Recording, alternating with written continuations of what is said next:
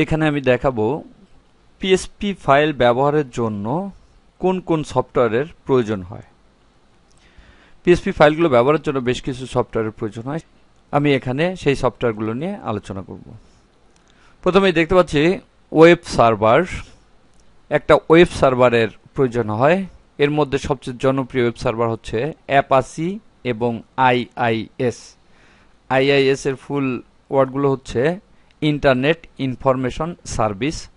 এটা উইন্ডোজে দেয়াই থাকে এবং উইন্ডোজের ক্ষেত্রে এই আইআইএস ওয়েব সার্ভারটা ব্যবহার করা যায়। এছাড়া অ্যাপাচি নামের যে ওয়েব সার্ভারটি রয়েছে এটা সব প্ল্যাটফর্মেই কাজ করে থাকে, তাই আমরা এখানে অ্যাপাচি নিয়ে কাজ করব।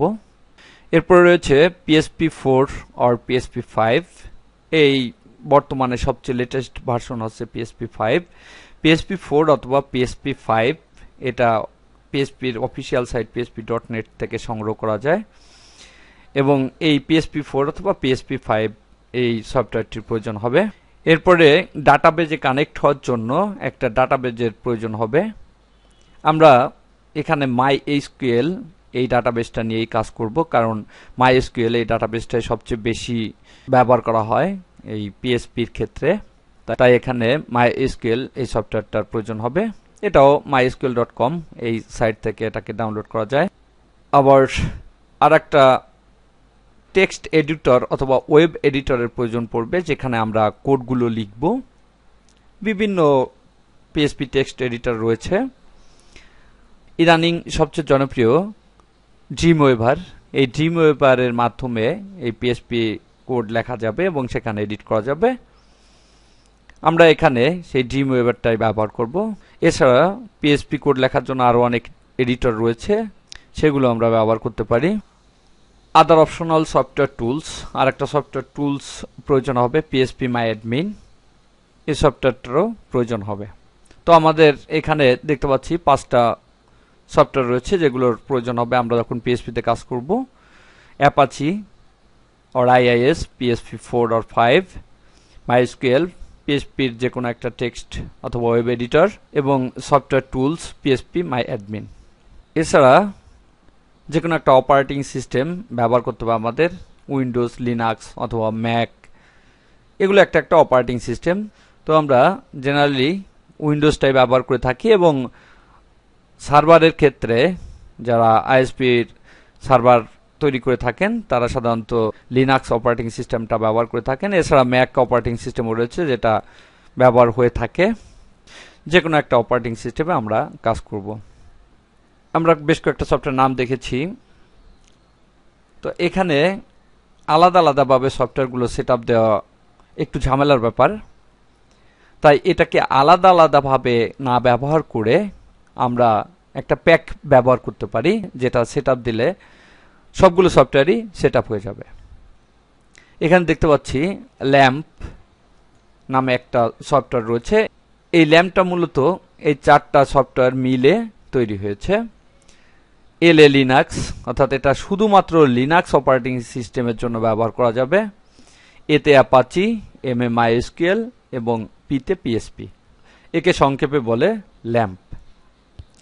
এবং এই ল্যাম্পটা শুধুমাত্র লিনাক্স অপারেটিং সিস্টেমে ব্যবহার করা যায়, উইন্ডোজ অপারেটিং সিস্টেমে ব্যবহার করা যায় না। এরপরে রয়েছে ওয়াম্প। এটা শুধুমাত্র উইন্ডোজ অপারেটিং সিস্টেমে ব্যবহার করা যায় এবং এই প্যাকে রয়েছে উইন্ডোজের ফাইল, অ্যাপাচি, MySQL এবং পিএসপি। এই 4টা মিলে হয়েছে ওয়াম্প। এটা পূর্বেই বলেছি শুধুমাত্র উইন্ডোজে ব্যবহার করা যায়। আমরা আমাদের ব্যবহারের জন্যই ওয়াম্পটা ব্যবহার করতে পারি। এরপরে রয়েছে ম্যাম্প। এটা হচ্ছে ম্যাক অপারেটিং সিস্টেমের জন্য এবং এর ফুল মিনিংটা হচ্ছে ম্যাক, অ্যাপাচি, MySQL, পিএসপি। এই 4টা মিলে হয়েছে ম্যাম্প। এটা উইন্ডোজে ব্যবহার করা যায় না, লিনাক্সও ব্যবহার করা যায় না। এটা শুধুমাত্র ম্যাক অপারেটিং সিস্টেমের জন্য ব্যবহার করা হয়। সবচেয়ে বেশি ব্যবহৃত একটা সফটওয়্যার প্যাক রয়েছে, এটাকে বলে জ্যাম্প। এটা হচ্ছে অ্যান অপারেটিং সিস্টেম, অর্থাৎ একটা অপারেটিং সিস্টেম, সেটা হোক লিনাক্স, উইন্ডোজ, ম্যাক, যে কোনো অপারেটিং সিস্টেমেই এই জ্যাম্পটা কাজ করবে। এতে অ্যাপাচি, এমএ MySQL এবং পিতে পিএসপি।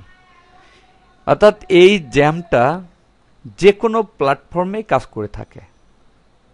এটা যদি উইন্ডোজে সেটআপ দেওয়া হয় তাও কাজ করবে, যদি লিনাক্সে সেটআপ দেওয়া হয় তাও কাজ করবে, যদি ম্যাক অপারেটিং সিস্টেমে সেটআপ দেওয়া হয় তাও কাজ করবে। এজন্য সবচেয়ে বেশি ব্যবহার করা হয় এই জ্যাম সফটওয়্যারটা। যেহেতু জ্যাম সমস্ত প্ল্যাটফর্মে কাজ করে থাকে, তাই এই জ্যাম সফটওয়্যারটাই সবচেয়ে বেশি ব্যবহার করা হয়।